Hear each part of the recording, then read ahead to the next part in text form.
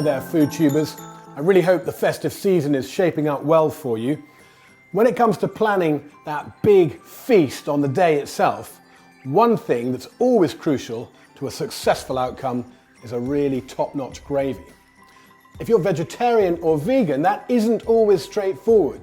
So here is a recipe for a vegan gravy that's absolutely heaving with flavour, but it also goes brilliantly with roast turkey, goose, or any other meaty centerpiece. It's all about building up flavours and making sure that your gravy has that savoury edge. And for me, a key way to do that is to get some mushrooms in good and early. And I've got these lovely brown cap chestnut mushrooms. They've got a particularly deep flavour. So I'm just going to slice them and then chop them fairly rough. My pan's already hot. You need to use an oil that's stable at a high temperature, so rapeseed oil is good. Handful of my chopped mushrooms going in, and I'm getting a nice sizzle right from the off. Right now I'm letting the mushrooms get quite close to burning without even giving them their first stir. And while that's happening, I'll get my onion ready.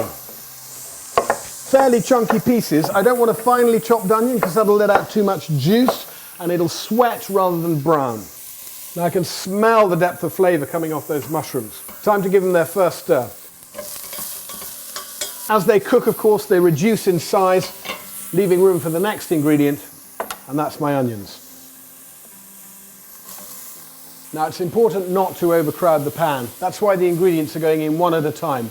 Mushrooms in, brown, reduce. Onions in, brown, reduce. Then the carrots. And 2 medium carrots will do you, but I've got 1 monster here, and I reckon that should be enough. Plenty of surface area for the browning. So, cut them in half, then on the diagonal.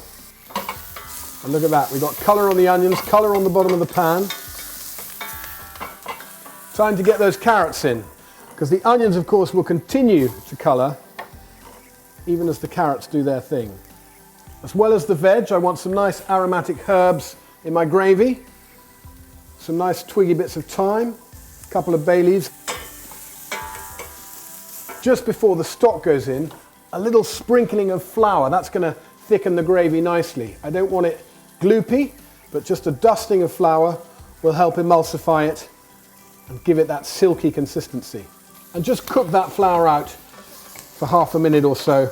I've got my own homemade veg stock here, but there's already enough flavour going on in this pan that you could get away with plain water, or you can make up stock from a good cube. I'm going to stir that around now so it loosens and comes in to colour our gravy.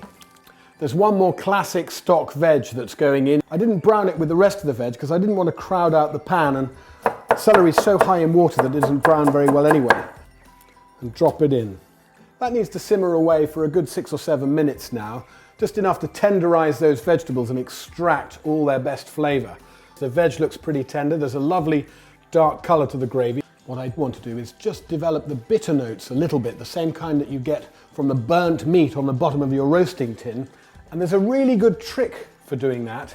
A little slosh of black coffee, not too much.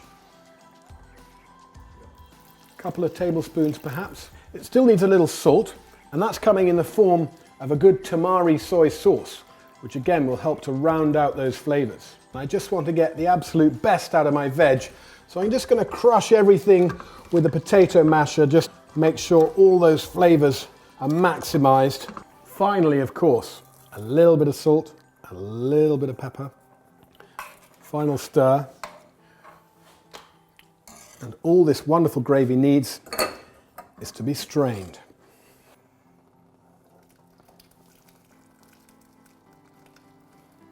So much goodness, so much flavour. Let's not waste anything.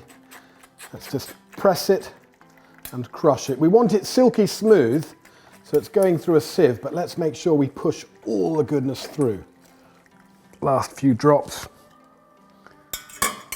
Wow.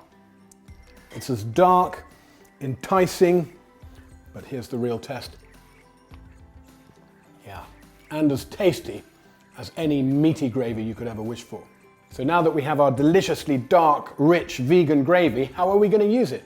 Well, there's all sorts of ways, And in fact, at this festive time of year, FoodTube is positively buzzing with things that could do with a little splosh of this on them.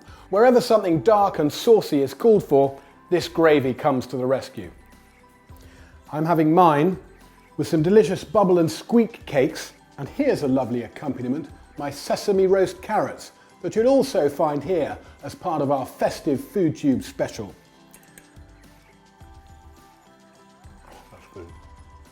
So FoodTubers, give my vegan gravy a whirl and let me know what you think. You can give us a thumbs up, you can leave your comments somewhere down here, and of course you can subscribe to the River Cottage FoodTube channel.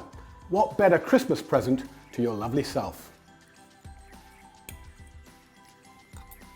Except maybe a plate of this.